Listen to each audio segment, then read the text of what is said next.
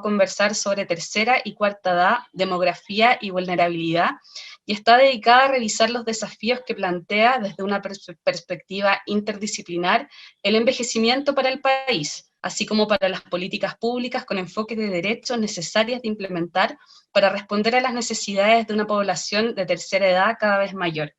Nos acompaña el día de hoy el profesor Felipe Abot, a quien agradecemos su participación.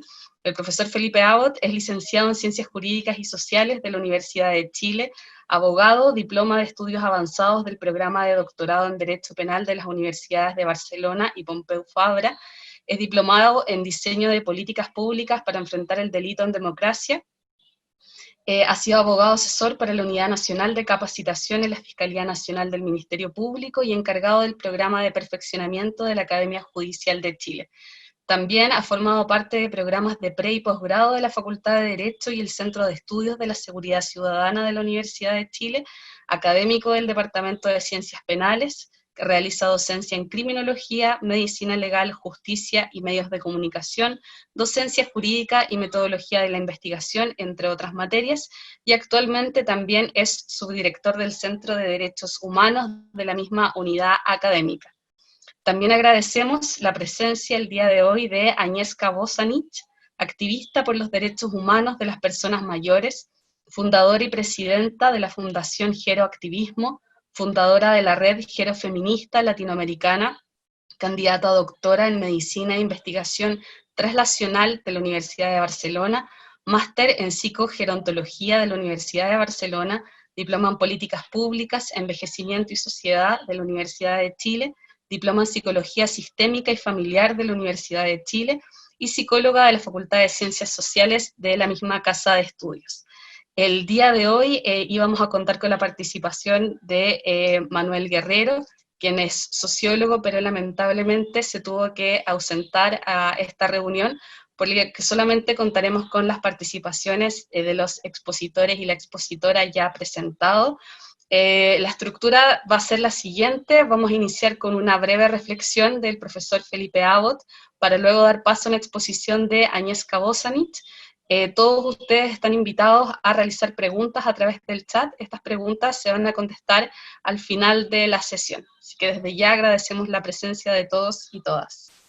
Muchas gracias, doña Valeria, por la presentación. Muchas gracias a todas, a todos quienes nos acompañan esta tarde, valerosamente dentro de todas las vicisitudes y circunstancias excepcionales que atravesamos, y dedican un poco de su tiempo a compartir esta reflexión.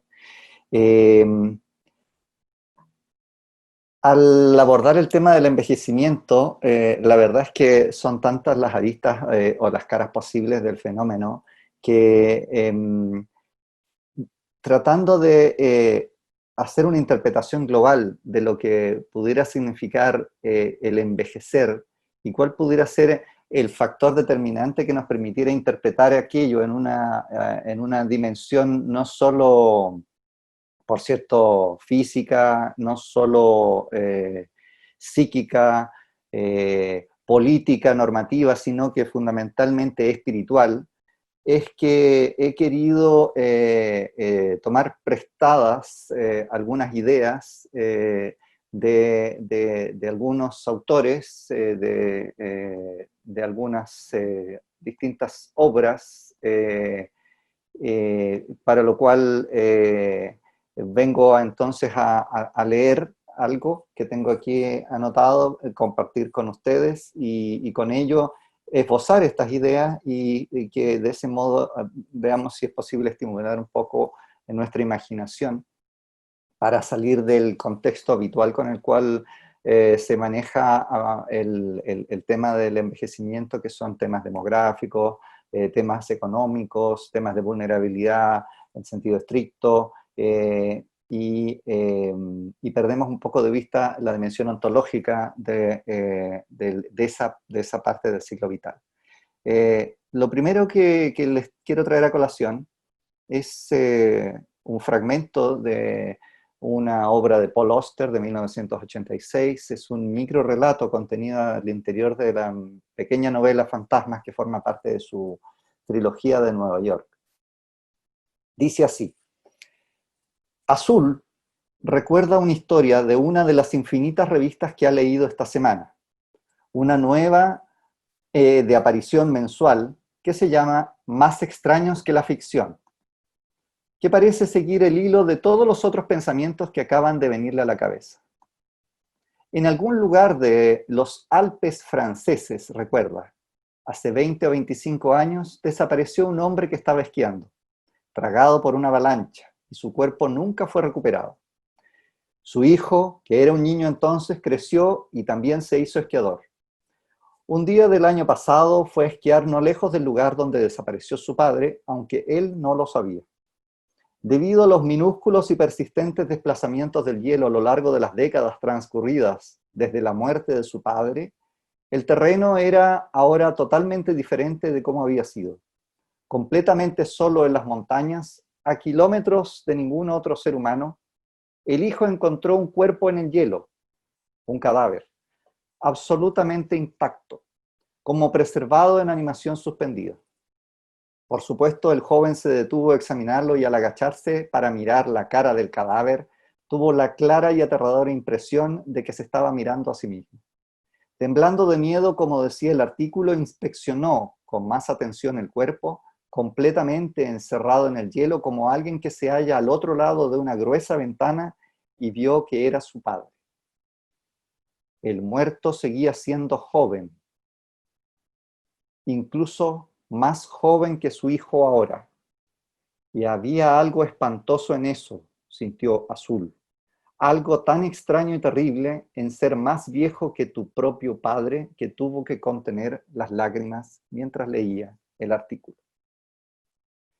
Ese, digamos, es el primer texto que quiero traer a colación, invocando con ello y evocando algunas imágenes que quiero ahora complementar con otra pequeña referencia, si me lo permiten, para lo cual solamente citaré una brevísima ficha. Esta es una referencia a una película.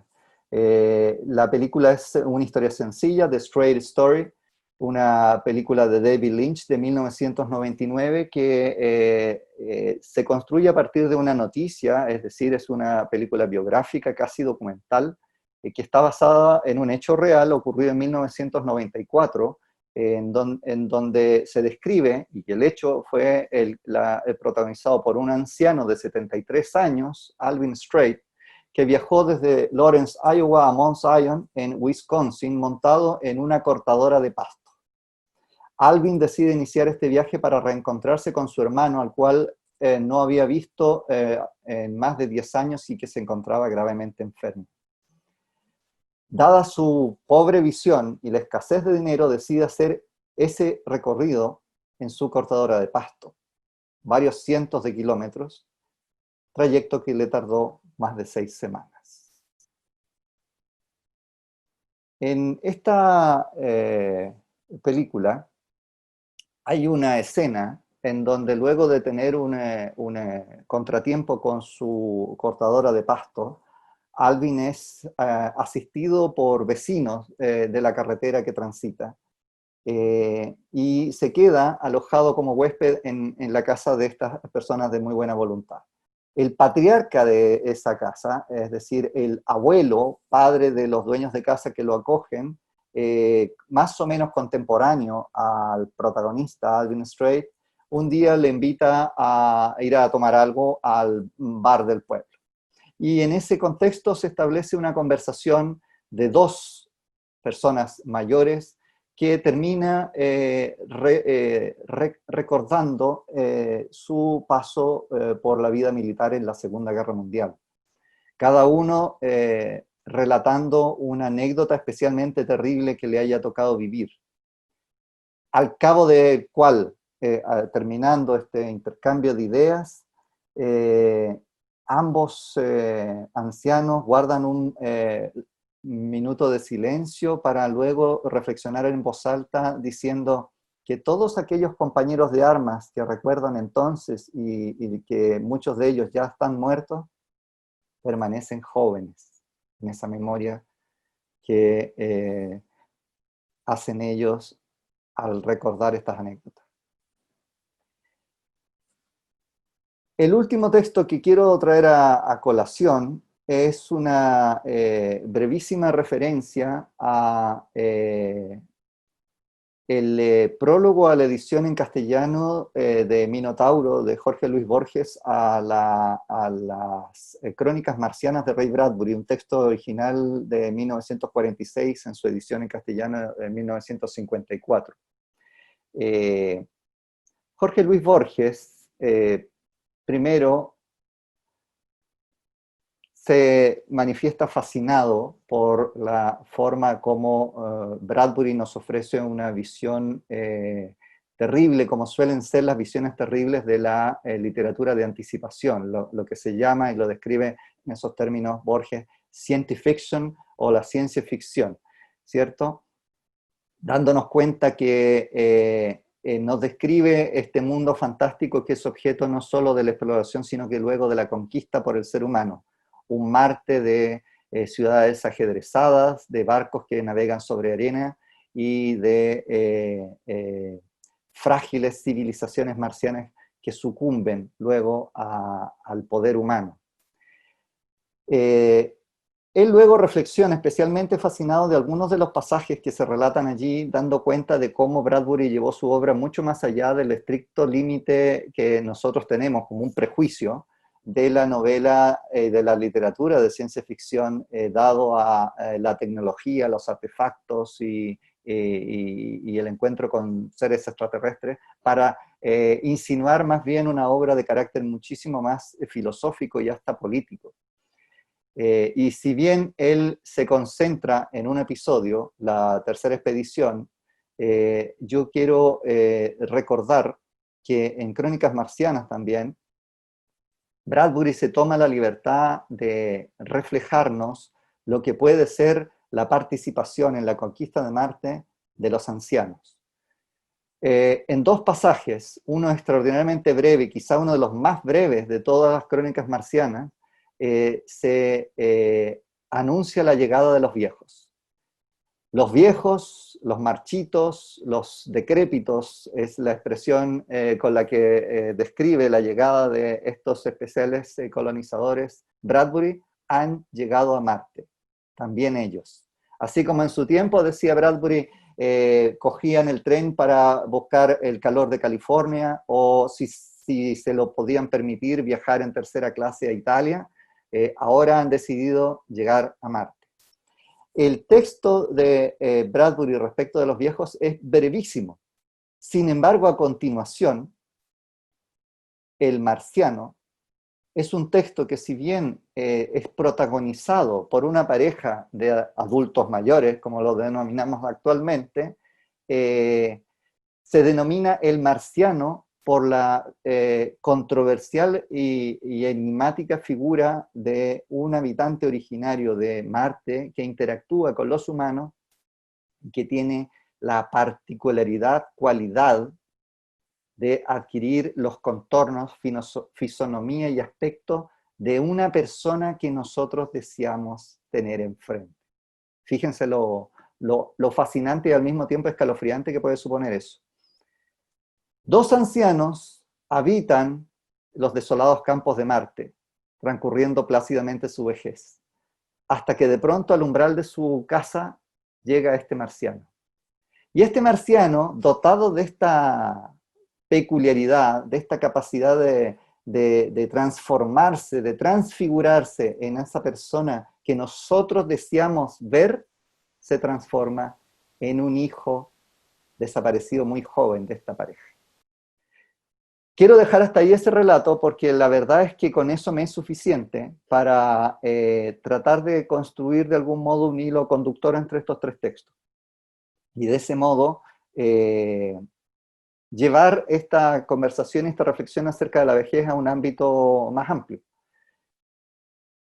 El primer texto, el de Paul Auster, me permitiría yo sugerir muy modestamente que es una terrible forma de explicar el por qué para nosotros resulta tan compleja, tan incómoda la vejez, que nos hace ser habitualmente tan torpes en aproximarnos a ella, estudiarla y eventualmente ofrecer soluciones a lo que el proceso de envejecimiento supone para la vida humana.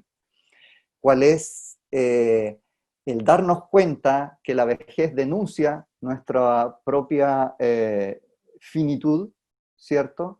Y la verdad es que nos anuncia universal e inevitablemente en nuestro futuro. Tarde o temprano, nosotros seremos más viejos que nuestros padres.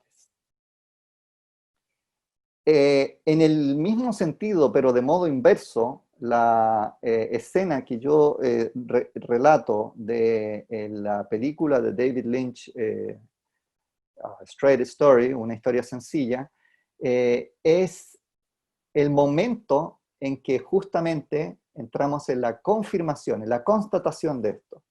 El hecho de que nosotros hemos envejecido y atrás han quedado todos los que de algún modo han sobrevivido. ¿Sobrevivido a qué? Sobrevivido a la memoria. Sobrevivido puesto que han quedado jóvenes para siempre en algún recuerdo. Nosotros que hemos sobrevivido biológicamente, hemos terminado siendo los que hemos sucumbido a la vejez, los que nos hemos envejecido.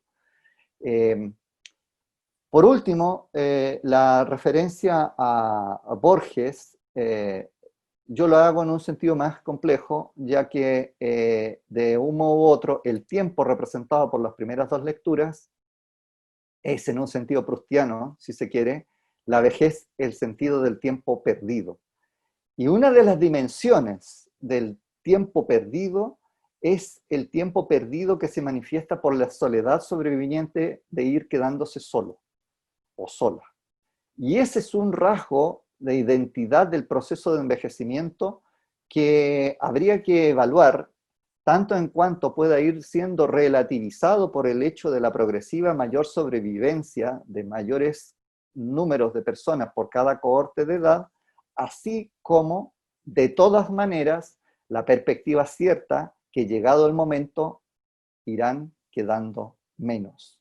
Esa expresión, ¿cierto?, de irán quedando menos, se manifiesta una y otra vez, y ese es el recordatorio de que, como también dice Borges, a propósito de otro pasaje de Crónicas Marcianas, pero una lectura más global, en torno al tema de la anticipación del futuro y del pasado, muchas veces los que somos más nuevos somos en realidad los más viejos.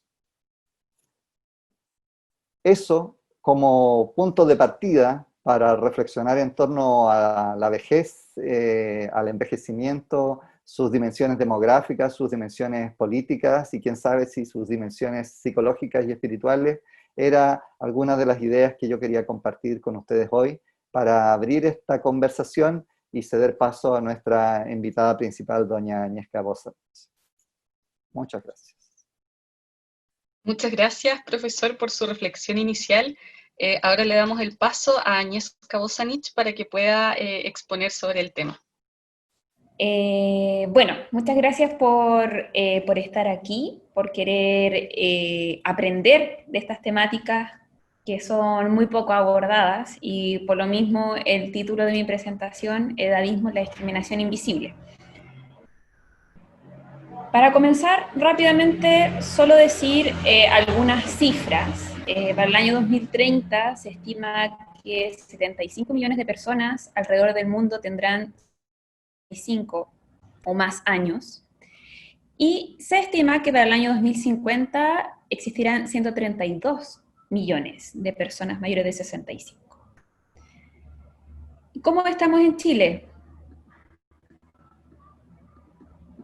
Sabemos, según la CACEN del año 2017, que las personas mayores de 60 años en Chile corresponden al 19,3%. Sabemos también, por unas cifras del CEPAL, que se nos cataloga como el país, que se estima que seremos el país más envejecido en el Cono Sur para el año 2050. También sabemos que Chile es un país con envejecimiento más rápido de la región, donde tenemos una esperanza de vida cercana a los 80 años, para las mujeres aún más.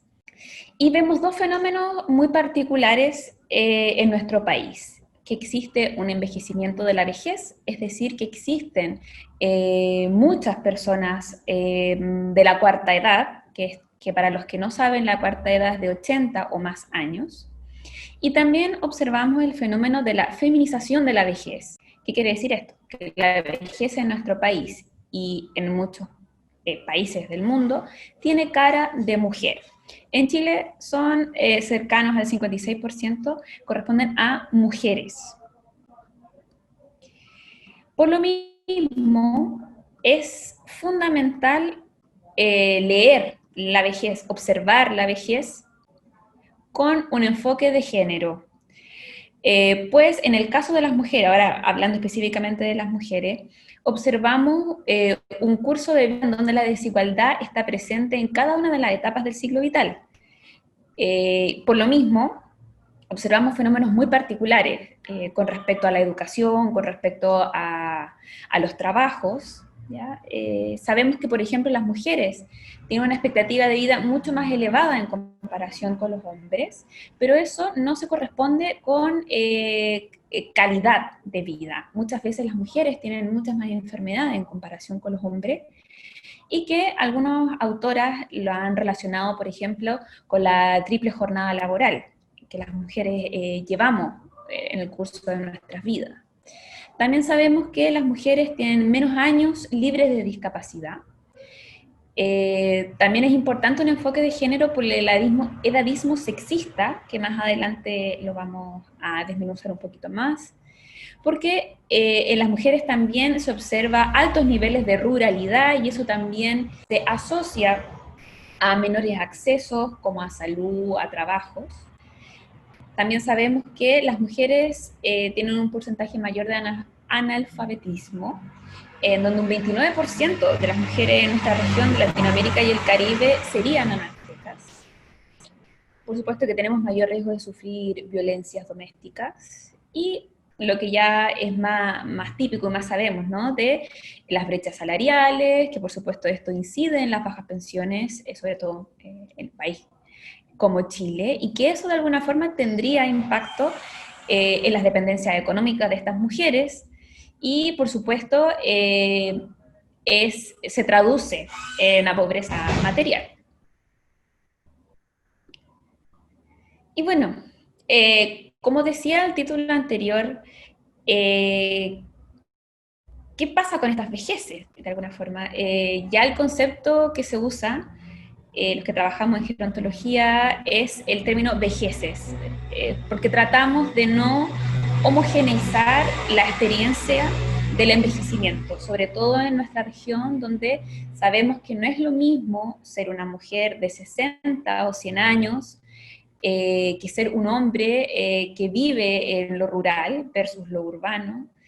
Sabemos que no es lo mismo pertenecer a una población LGTBI+, o a pertenecer a una etnia, o ser afrodescendiente, ¿ya? Ser travesti, por ejemplo, hay un promedio de 32 años.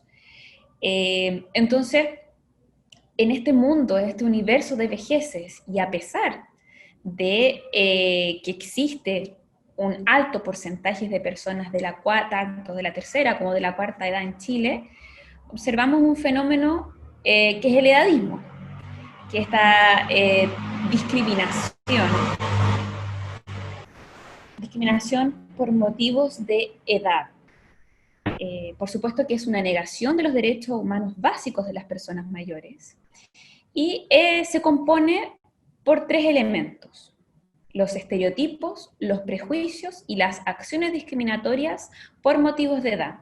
Es importante recalcar que el edadismo toca tanto a niñes como a personas mayores, solamente que hay un poquito más de desarrollo teórico con respecto a las personas mayores. El edadismo es una discriminación sutil y compleja, está muy naturalizada en nuestro contexto en la sociedad. Lamentablemente, no tiene tanta visibilidad, por ejemplo, como los temas de feminismo. perdón, como el machismo o como el racismo, que vendrían a ser los tres tipos de discriminación más grandes que existen. Por supuesto, se dice que es una discriminación absurda, y no porque las otras no sean absurdas, sino porque las personas que están ejerciendo el edadismo son personas que en el futuro serán personas mayores. Y por último, el edadismo de alguna forma va limitando las vejeces de las que hablaba anteriormente, porque limita las posibilidades de pensamiento, de ver esta heterogeneidad. Encasillamos y generalizamos con estereotipos, con prejuicios al respecto. Y bueno, en Chile hay algunos estudios que hablan que el 34% de las personas se han sentido discriminadas por motivos de edad. De hecho, es la segunda cifra más alta después del estrato socioeconómico, de que el 61% de las personas le preocupa el tema de la vejez. Y otra cifra bastante interesante es que ya a los 46 años los chilenos y chilenas se sienten viejos y viejas. Da al menos para pensar. ¿Qué pasa con las leyes actuales en Chile? Yo soy psicóloga, por supuesto no sé, quizá ahí después Felipe nos pueda ayudar con este tema. Solamente comentarles que en Chile está ratificada la Convención Interamericana sobre la Protección de los Derechos Humanos de las Personas Mayores en el año 2017 con carácter vinculante. El objetivo de esta convención es promover, resguardar y asegurar el pleno goce y ejercicio de los derechos humanos de las personas mayores, ¿ya? ¿Por qué se hizo esta convención? Porque en realidad todo era muy ambiguo, no había nada específico para las personas mayores. Entonces, el año 2017, en un trabajo en conjunto en la región, hay algunos países que está firmada y ratificada, otras que no. Pero la idea es como este marco legal que es vinculante para nuestro país, porque somos un Estado miembro. Solamente para que ustedes ir mirando más o menos acerca de qué derechos debieran garantizarse por esta convención. Derechos a la vida y a la dignidad en la vejez, a la igualdad y no discriminación por edad, que vendría a ser el edadismo, derecho al trabajo, a la salud, a la justicia, etc. Esto me lo voy a pasar por motivos de tiempo. ¿Cuáles vendrían a ser algunos ejemplos acerca del edadismo? Porque claro, podemos hablar mucho de lo teórico, pero ¿qué es en específico? ¿Cómo se traduce en la cotidianidad estos estereotipos, prejuicios y acciones discriminatorias? Un ejemplo de ellos es pensar que las personas mayores son todas iguales. Y claro, ya comentamos lo de las vejeces, y va en relación a eso. Una persona que tiene 60 años no tiene las mismas necesidades que una persona de 100, que vive en lo rural, que vive en lo urbano, que tiene 6 años de escolaridad o es universitario o universitaria. Entonces, además las trayectorias vitales, es decir, las biográficas, hay muchas diferencias de intereses, de hobbies, por lo tanto no podemos encasillar a las personas mayores con estos estereotipos de son todos iguales.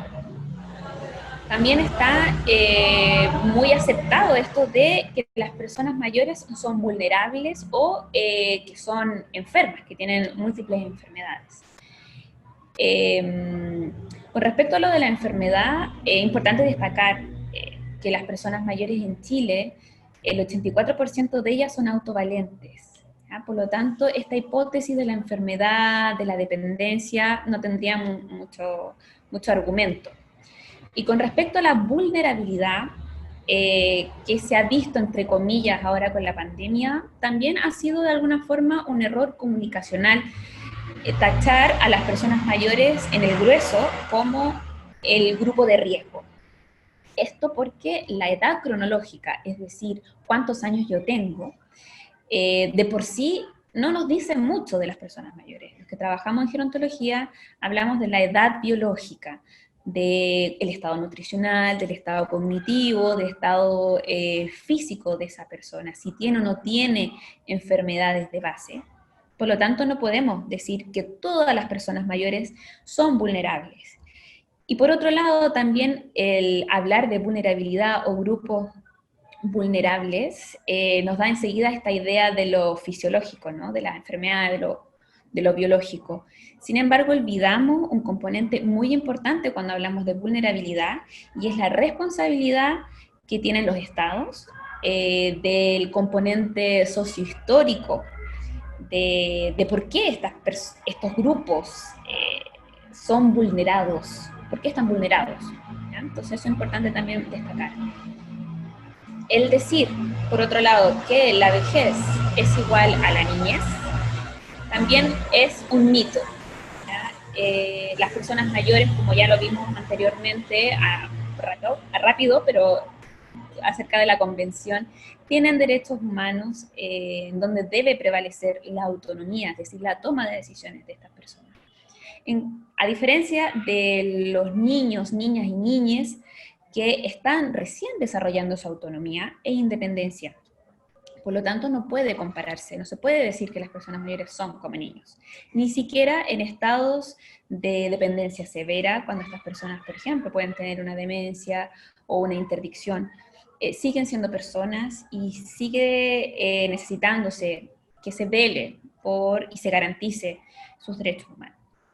Y bueno, siguiendo, el mito quizás preferido de algunas personas es que las personas mayores son asexuadas, y eso es completamente falso. En la última encuesta de calidad de vida, el 65% de las personas mayores dice que el tema de la sexualidad es un tema muy importante en sus vidas. Y por último, el de la improductividad, que las personas mayores son improductivas, tomando en cuenta claramente nuestro sistema económico. Pero esto no es así. Sabemos que las personas mayores tienen altas tasas de trabajo informales, sabemos que sobre todo las mujeres mayores hacen tareas domésticas y de cuidados de sus nietos, nietas. Por lo tanto, este mito de la improductividad tampoco tendría mucho argumento. Algunas causas, ya lo decía Felipe, el miedo a la muerte. ¿Ya? Estas son causas generales, porque otros diferentes tipos de edadismo tienen otras causas, pero estas son, el edadismo en general se asocia a el miedo a la muerte. En sociedades donde la muerte es un tabú, se observaría este fenómeno. Por otro lado, los sistemas económicos, ya nos decía Simone de Beauvoir en su libro La vejez del año 1970, que algunos sistemas económicos que dan valor a la juventud y a la producción verían con malos ojos, y sería muy incómodo hablar de las vejeces. Con respecto a las consecuencias tanto de salud física como psicológica, no me voy a detener en cada una de estas, solamente quiero que vean la larga lista de consecuencias con respecto a la salud física de las personas que interiorizan negativamente el envejecimiento y la vejez, o sea, quienes interiorizan los estereotipos negativos del envejecimiento y la vejez. Solamente comentarles la primera, por ejemplo, que se viviría hasta 7,5 años menos si interiorizamos negativamente nuestra vejez. Y esto es súper fuerte porque los países hacen esfuerzos tremendos para que sus ciudadanos y ciudadanas vivan más, sean más longevos, se invierte mucho en tecnología, en medicina, y en la interiorización de estereotipos negativos podría estar haciendo efecto en estos. Entonces, para saber y para comentarlo. Consecuencias desde el área de la salud psicológica, por supuesto salió sensación de soledad, baja autoestima, reducción de las ganas de vivir, depresión y bajo bienestar.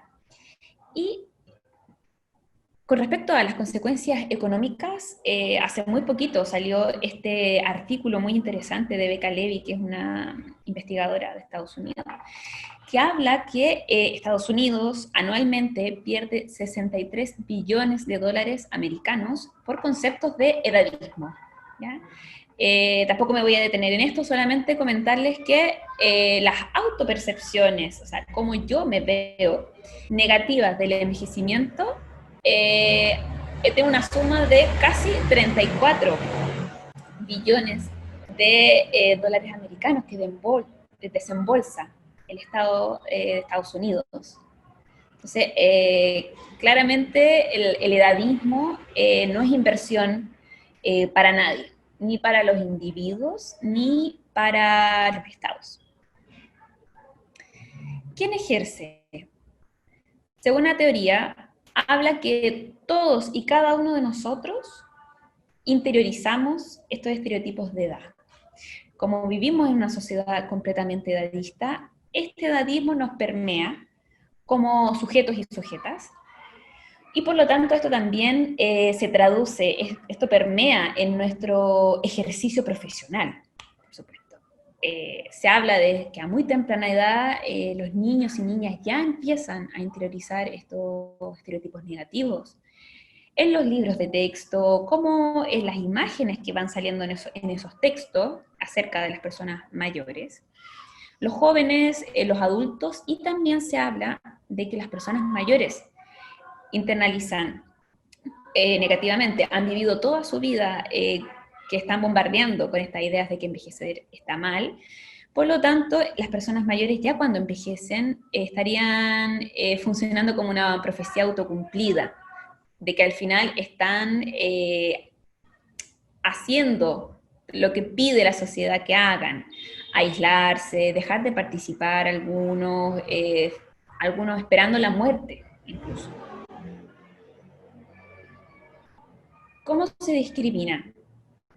En estas tres dimensiones, hacia otros y autodirigida.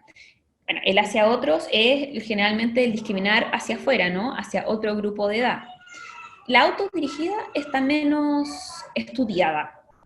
Es como yo o ustedes se discriminan por la edad que tienen, teniendo algunos estereotipos asociados. Por ejemplo, el yo no estoy en edad para ir a la discoteca, yo no estoy en edad para ponerme esta ropa, o teñirme el pelo de tal color, o hacer o dejar de hacer cosas porque uno piensa que tiene tal edad.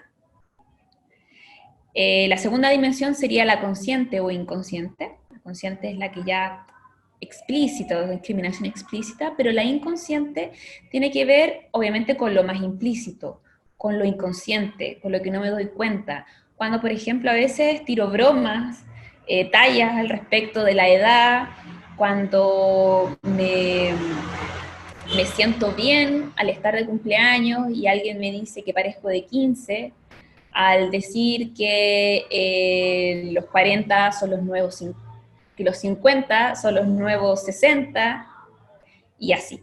Este tipo de microedadismos que pasan, que son muy sutiles, pasan muy solapados.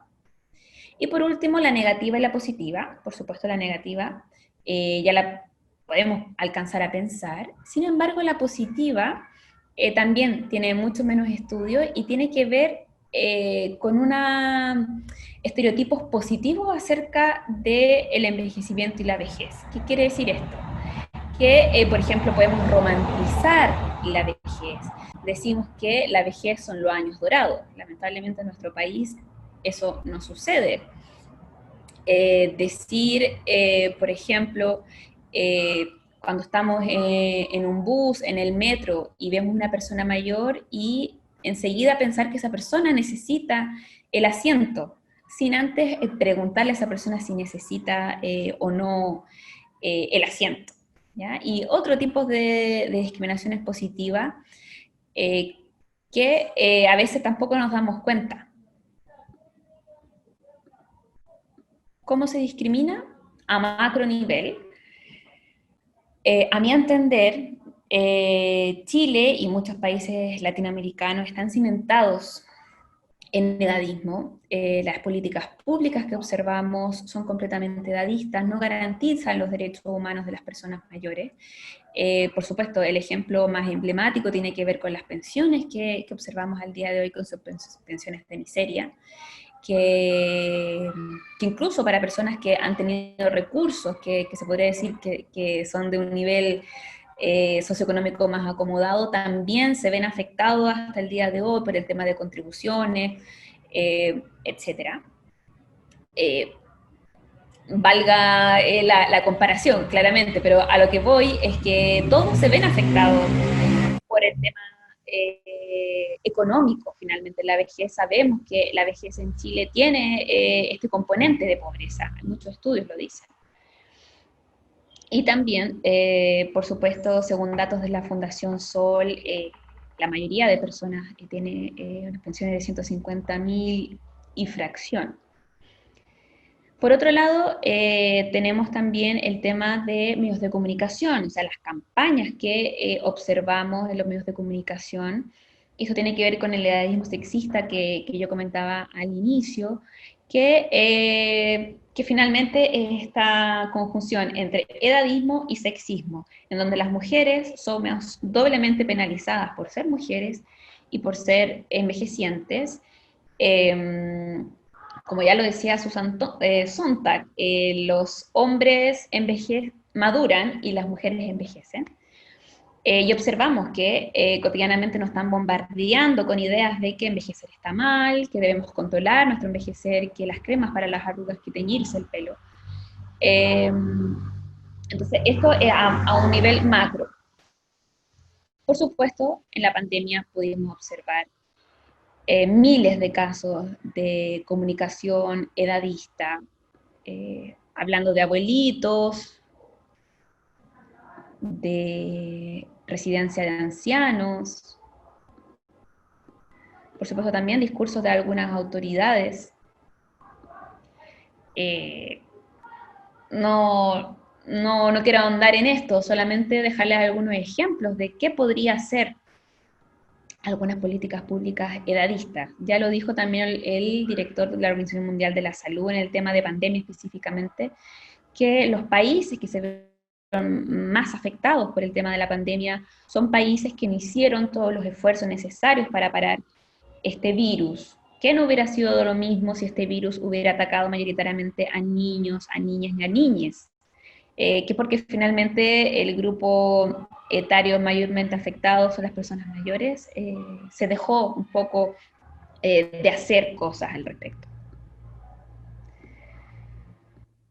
Y el otro, bueno, teníamos el macro nivel y ahora observamos el micro nivel, en donde observamos algunos estilos comunicativos, que son a veces mucho más, quizá se pueden observar en los ámbitos sanitarios, cuando los profesionales hablan a las personas mayores de forma típica, como si tuvieran, por ejemplo, problemas de audición, les hablan más pausado, les dicen mi niña, les dice, para intentar tener un poco más de empatía, pero este es el elder speak, que se ha observado que es muy nocivo para la salud de las personas mayores.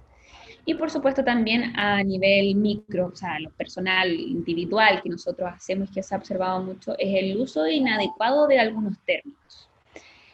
Se da mucho en Chile, como usamos siempre el hito y el ita, el abuelito, abuelita, sin siquiera saber si esa persona tiene ese rol social, si tiene o no tiene nietas o nietos. Muchas veces cuando yo le pregunto a personas mayores, me dicen, sí, soy abuela, pero de mis nietos, no de la otra persona. Que ellos prefieren ser tratados por sus nombres de pila, doña, don, señora, etc. El anciano también es una palabra en desuso. Residencia de ancianos tampoco. Prontamente, como Fundación Geroactivismo, vamos a sacar una guía de estilo para comunicadores, pero que también podría servir para toda la gente que trabaja en el área, de cuáles son los usos adecuados y las prácticas adecuadas que se debe tener en el tratamiento con personas mayores. ¿Cómo se combate? Con activismo, y eso finalmente es lo que hacemos en Fundación Geroactivismo. En el año 2015 yo acuño la palabra geroactivismo con la idea de encontrar a otros geroactivistas, a otras activistas por los derechos humanos de las personas mayores, para iniciar un movimiento social e intelectual que interpelara la posición de desigualdad en la que viven las personas mayores, así algo similar con el tema del feminismo. Ha tenido buenos resultados, hemos encontrado geroactivistas por varios lugares de Latinoamérica, de Europa, de Norteamérica, y por supuesto también como fundación promovemos esta visión positiva del envejecimiento y la vejez, combatiendo el edadismo en sus diferentes niveles y manifestaciones. En el último tiempo nos hemos encargado sobre todo del tratamiento comunicacional, de la violencia simbólica que ejercen los medios de comunicación, cuando hablan de personas mayores, cuando lo único que resaltan es lo mal que están, en vez de enfocarse también en las capacidades, en las potencialidades de vivir un proceso de envejecimiento. Y claro, ¿cuál es el beneficio de estos activismos, de este activismo que podemos observar? Por supuesto que es la visibilización de necesidades y demandas específicas de este grupo etario. Porque muchas veces se habla de niñez y adultos, pero las personas mayores tienen necesidades y demandas específicas. Y si vemos dentro del grupo de personas mayores, también podemos dividir entre la tercera edad y la cuarta edad, y entre la tercera edad podemos decir que los de 60 no tienen las mismas necesidades que los de 79, y así, como por el tema de la heterogeneidad que les comentaba anteriormente.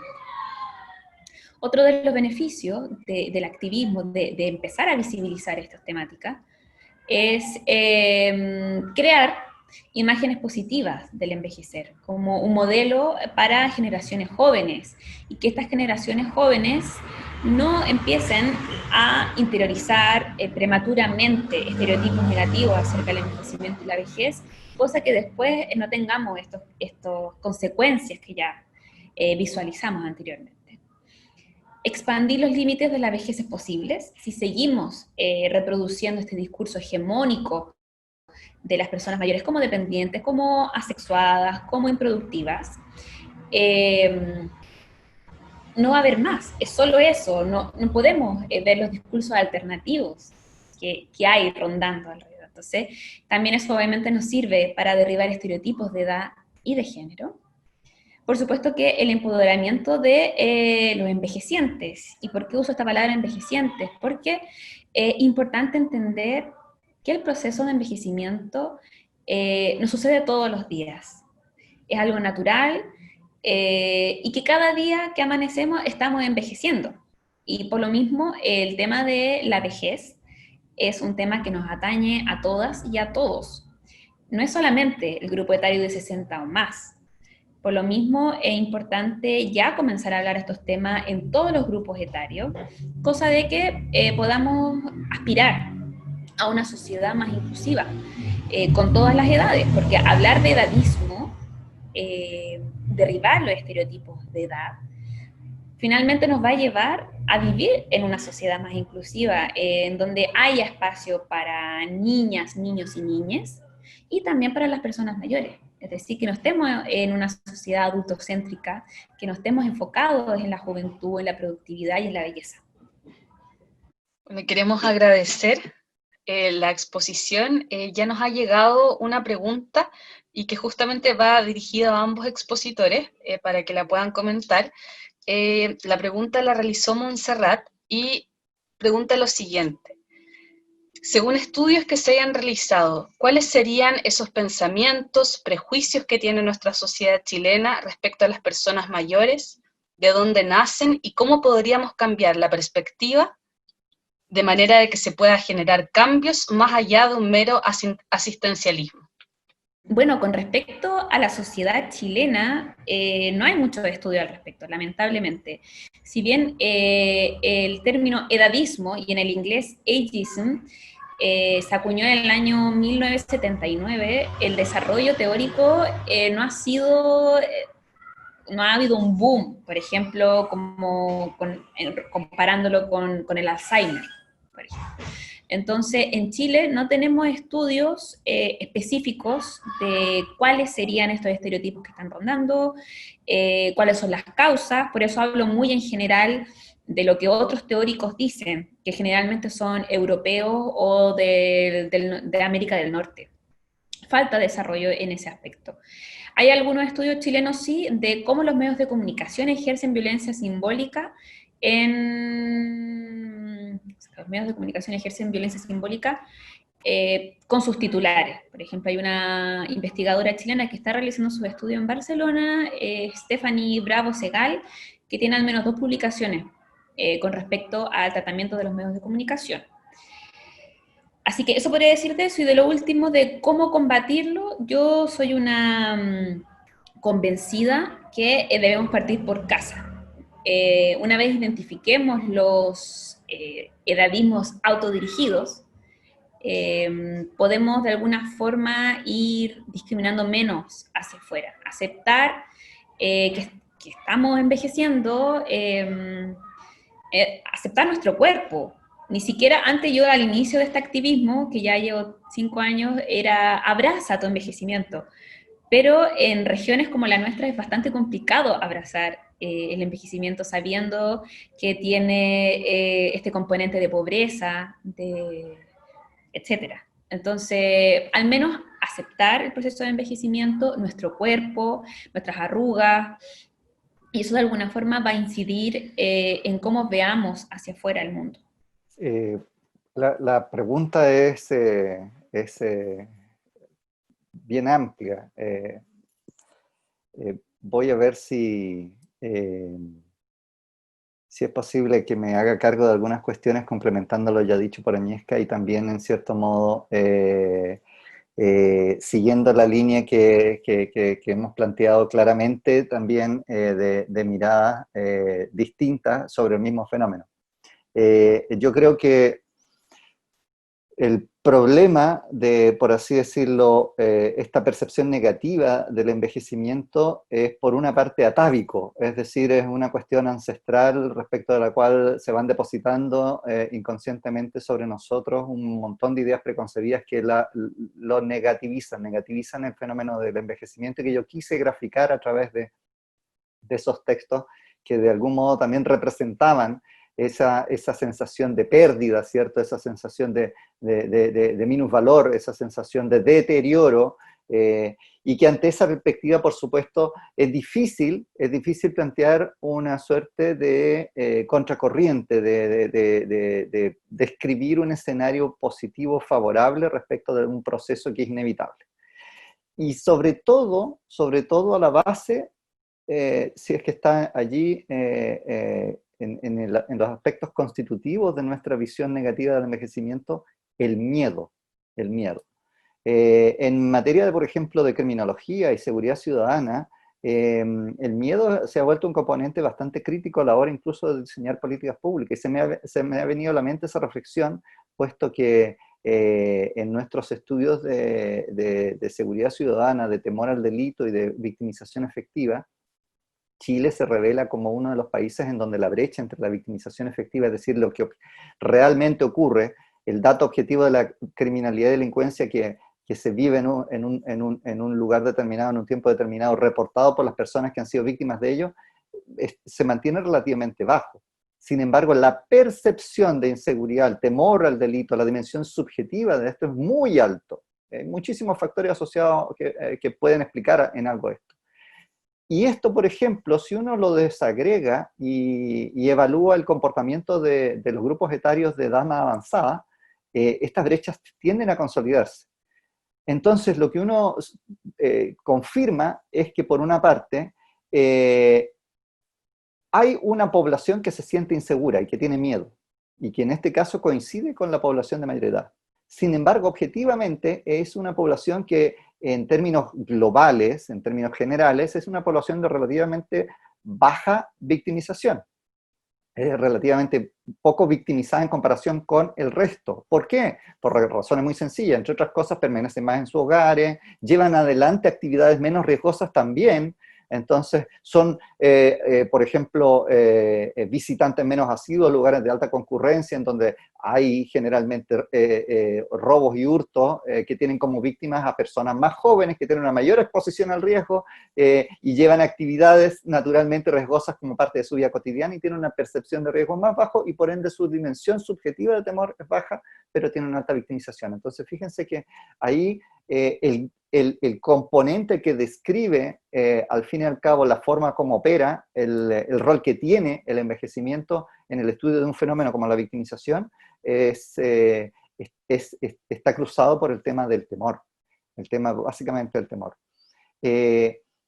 Tenemos esta dimensión negativa que se traduce en la vulnerabilidad, la fragilización de la vida o la precarización de la vida biológica traída consigo por la acumulación de años de vida, cuando debiera ser al revés, ¿cierto? Deberíamos de valer más en cuanto vamos envejeciendo y tendemos a pensar que ocurre exactamente lo contrario.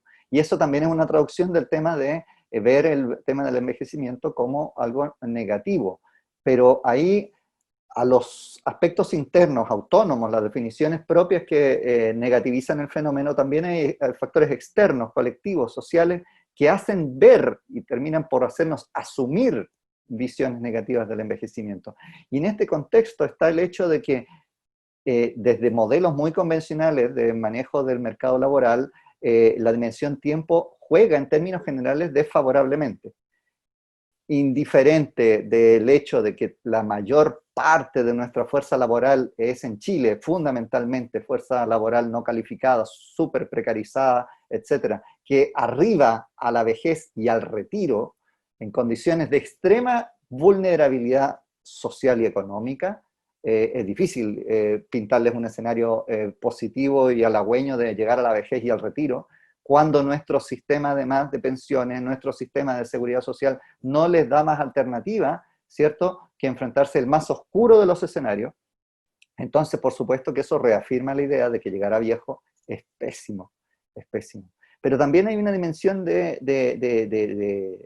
minusvalor que también, curiosamente, se describe, por así decirlo, en un arco narrativo. Esta expresión que utiliza doña Agnieszka del edadismo es una minusvaloración de los extremos de nuestra biografía. Somos minusvalorados mientras tenemos menos edad y somos minusvalorados luego cuando tenemos demasiada. ¿Y cómo se puede representar? Nuevamente voy a usar, ya, digámoslo, entre figuras literarias, figuras retóricas y figuras, digamos, de la tradición cultural judeo-occidental. Si se fijan, hay dos episodios en nuestra tradición oral ancestral que representan algo a lo que indirectamente aludió doña Agnieszka, que es esta suerte de cuál es el valor mayor de sacrificio. Si tenemos que perder algo, estamos menos dispuestos a perder a los más jóvenes que a los más viejos. La alusión, por ejemplo, a las estrategias relativamente menos diligentes, si es que al fin y al cabo el público, la población más expuesta o en mayor riesgo al COVID eran los viejos, no hubiera sido lo mismo si hubieran sido los más jóvenes.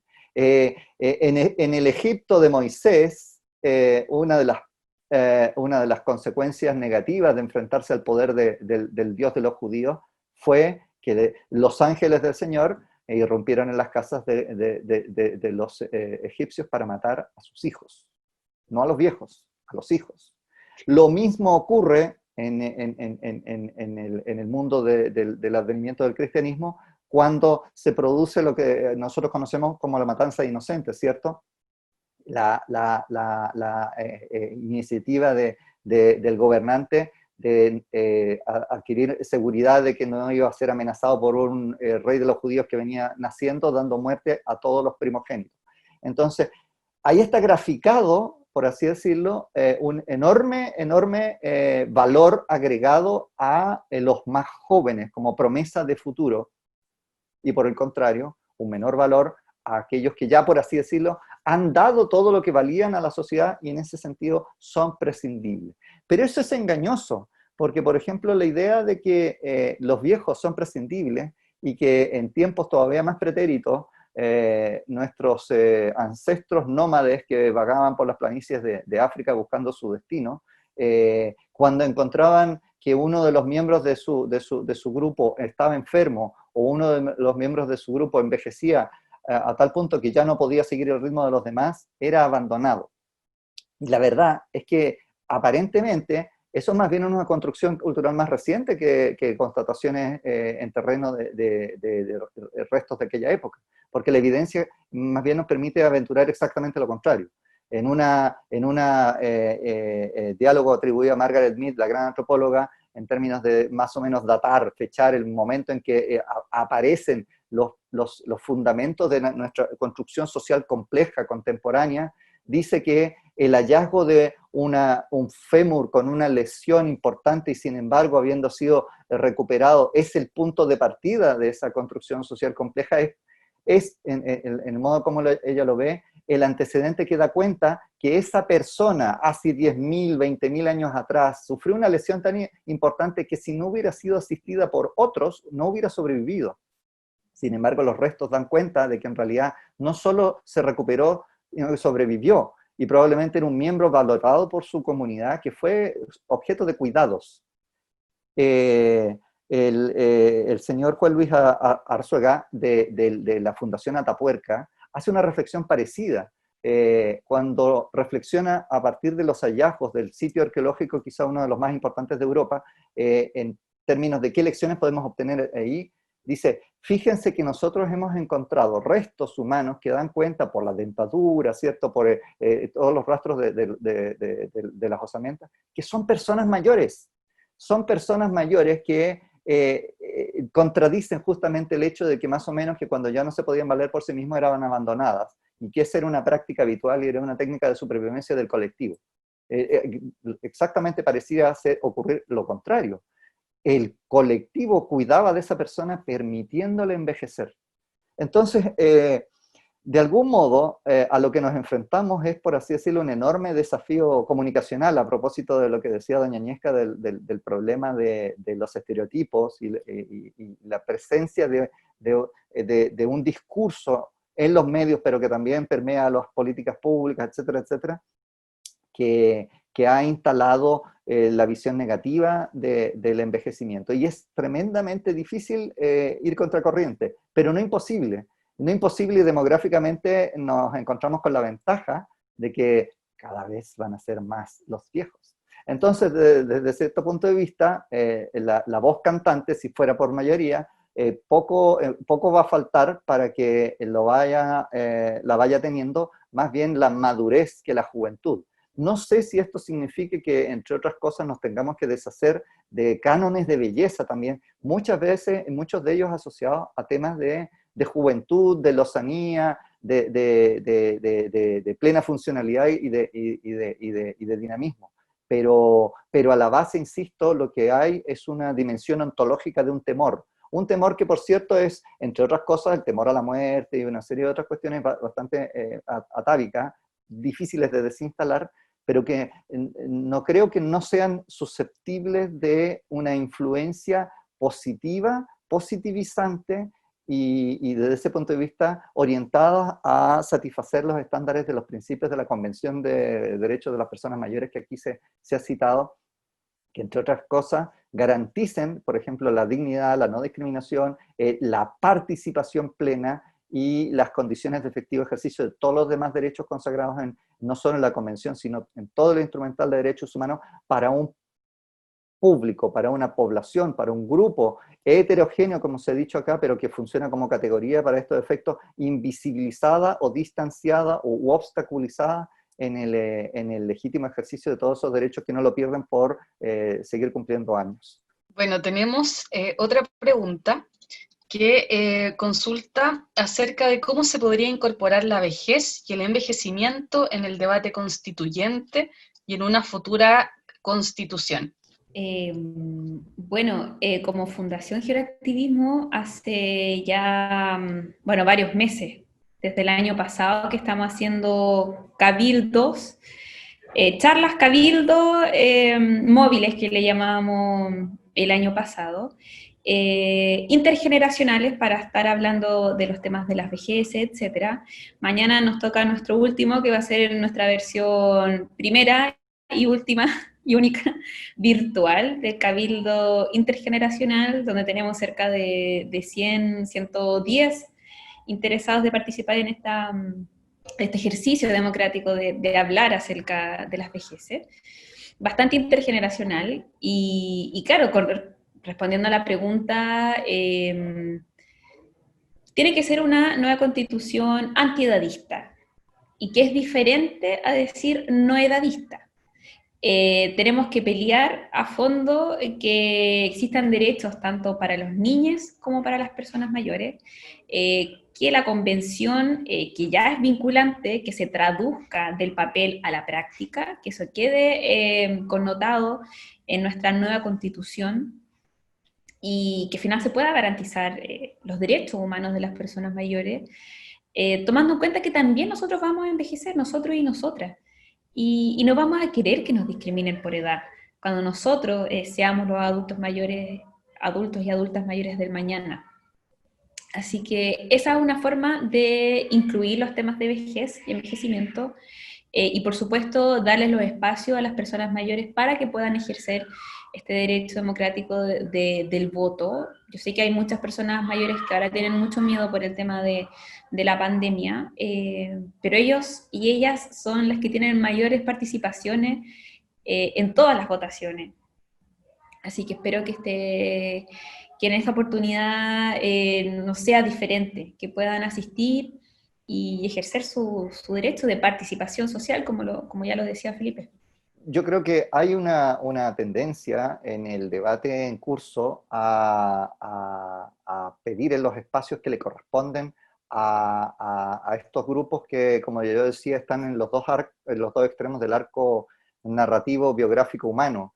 Se ha, por así decirlo, demandado espacios para que los niños, niñas se manifiesten, se hagan presentes, sus opiniones sean consideradas de la mano de lo mismo que prescribe la convención, pero más allá, entendiendo que los principios de participación no están cortados digamos, por la dimensión normativa de la mayoría de edad, ¿cierto? Como contrapartida, por el otro lado, por supuesto, también no puede ni limitarse, ni obstaculizarse, ni muchísimo menos suspenderse la participación de aquellos que mientras más edad tengan, puedan sentirse más lejanos cuando, entre otras cosas, dentro de este arco narrativo y dentro de lo que ha sido la lógica de la implementación en un sistema más complejo de derechos humanos, de la concepción de instrumentos especializados según las peculiaridades de ciertos grupos, dentro de lo que puede ser el tratamiento de niños, niñas, adolescentes, el tratamiento de la mujer y el tratamiento de la discapacidad.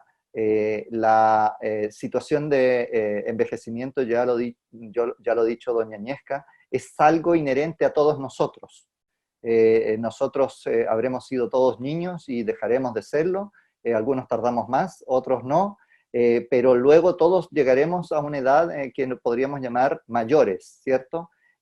No así necesariamente el paso por la discapacidad, no así necesariamente el paso por el género femenino. Sin embargo, entonces la universalidad de la vejez debe de ser reconocida y debe de ser discutida como un rasgo distintivo y presente inevitablemente en el debate, más allá incluso de las consideraciones demográficas, que no son menores. Entonces, yo creo que es inevitable que cualquier discusión y cualquier texto que se ponga sobre la mesa debe de tener estas variables firmemente instaladas. Muchas gracias. Bueno, como última pregunta, surge la duda acerca de una de las medidas sanitarias que se impusieron en Chile desde el 22 de mayo, que dice relación con la cuarentena preventiva para personas mayores de 75 años. Respecto a aquello, nos gustaría conocer la opinión de nuestra expositora y también de nuestro expositor. Con respecto a si es edadista o no, bueno, sí, lo voy a responder así. Esa política de protección, para mí entender, fue completamente edadista, retomando lo que ya les conversaba acerca de las vejeces, acerca de que la edad cronológica per se no dice nada para los que trabajamos en gerontología. Por lo tanto, meter a todos ese mar de gente mayor de 75 años en el mismo saco y decir que son grupo de riesgo, es un error comunicacional, es una política pública edadista, es un desacierto, finalmente. Y estuvimos peleando junto a otras fundaciones para visibilizar que no por tener más de 75 años quiere decir que vas a tener que estar encerrado en tu casa, tomando en cuenta todas las consecuencias, tanto físicas como psicológicas, que conlleva encierros largos. A pesar de que es importante destacar que hay un estudio chileno que se hizo durante la pandemia que dice que las personas mayores no son las más complicadas en temas psicológicos, no son las más afectadas a nivel psicológico, en comparación con otros grupos etarios como de los 20 a los 40, si mal no recuerdo. Entonces también eso te deja entrever estas raíces tan profundas que tiene el edadismo en nuestro país.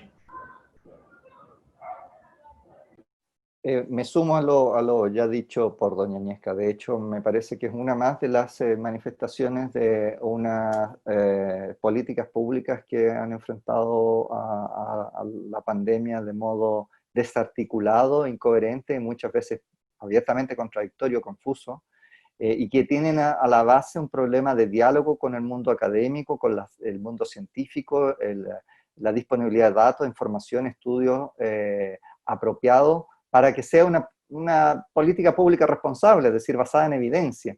Y entonces aquí estamos en presencia de un recurso fácil, como en otras iniciativas se ha manifestado, que era la simple restricción.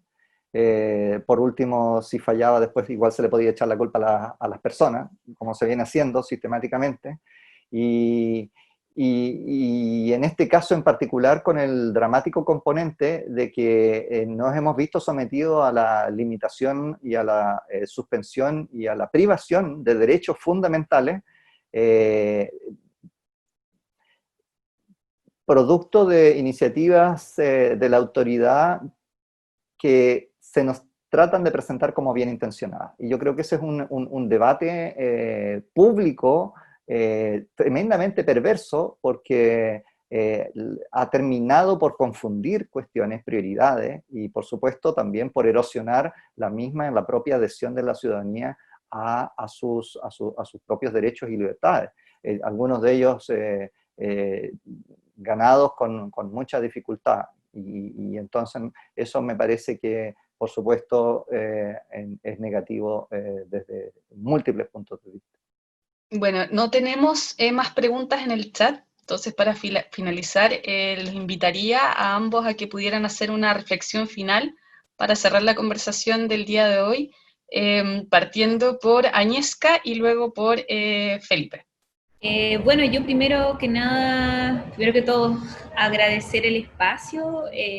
No siempre se da que hay gente que quiera saber acerca de lo que significa el edadismo, así que agradezco a todas las personas que están hasta este minuto aquí por la invitación, a Felipe, y nada, invitarlos a sumarse a esta lucha, a esta causa por los derechos humanos de las personas mayores. Nos pueden encontrar como Fundación Geroactivismo en nuestras diferentes redes sociales, Instagram, Facebook, Twitter. En el canal de YouTube tenemos una serie de webinars que hicimos a propósito de la pandemia.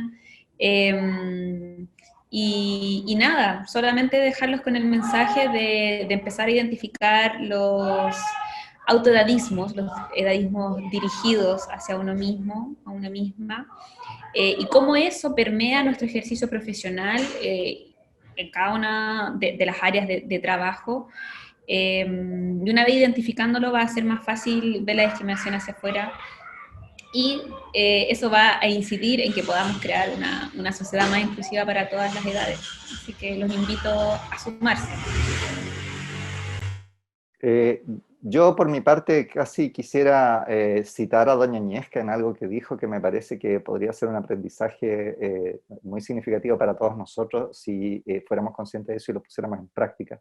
Esta suerte de autolimitación, ¿cierto? El aplicarnos a nosotros mismos una crítica dadista cuando nos limitamos o nos imponemos estos estereotipos, cuando renunciamos a cuestiones porque creemos que ya no podemos porque estamos más viejos, cuando creemos que es impropio que hagamos algo o nos comportemos de determinada manera porque eso no se ajusta a un pretendido estándar asociado a nuestra edad, etcétera, etcétera. Yo creo que eso es terrible, eso es nefasto, eso es muy triste, y tiene que ver de algún modo, por así decirlo, con alguna lectura parecida a lo que Chul Han denuncia en una suerte de nueva explotación del ser humano, cuando al fin y al cabo dice él que transitamos ya no del modelo de explotación heterónoma de la revolución industrial, sino que ahora es una suerte de explotación depresiva, en donde nosotros mismos somos nuestros amos y nos castigamos porque no somos productivos. De algún modo hay algo implícito en ese discurso de Chul Han en lo que dijo doña Agnieszka, en términos de que nosotros mismos nos castigamos porque no podemos seguir hipotéticamente produciendo, no podemos seguir hipotéticamente disfrutando, no podemos seguir hipotéticamente viviendo como vivíamos tiempo atrás porque envejecemos. Pero eso es un espejismo, es una mentira, y está en nosotros mismos también luchar contra aquello, y desinstalar y deconstruir el edadismo y expulsar ese virus informático que está alojado en nuestro modelo de comportamiento, y liberarnos y poder darle valor al tiempo que nos queda, que cada vez es más y cada vez está más rico, y dotar de sentido al envejecimiento, y dotarlo de un sentido completamente distinto al que tiene ahora, como un desafío personal y como una revolución global. Bueno, muchas gracias. Queremos agradecer nuevamente a Agnieszka y al profesor Felipe por haber participado de este conversatorio, que es el último conversatorio del ciclo Grupos Vulnerables y Derechos Humanos del Centro de Derechos Humanos de la Facultad de Derecho. Agradecer también la participación de todos y todas los que se inscribieron en este conversatorio, comentarles que pronto va a estar disponible todo este conversatorio en nuestras redes sociales y en el canal de YouTube del Centro de Derechos Humanos, para que puedan invitar a nuevas personas a revisar los contenidos. Y nos vemos en una próxima oportunidad en el futuro, en una nueva actividad del Centro de Derechos Humanos. Muchas gracias.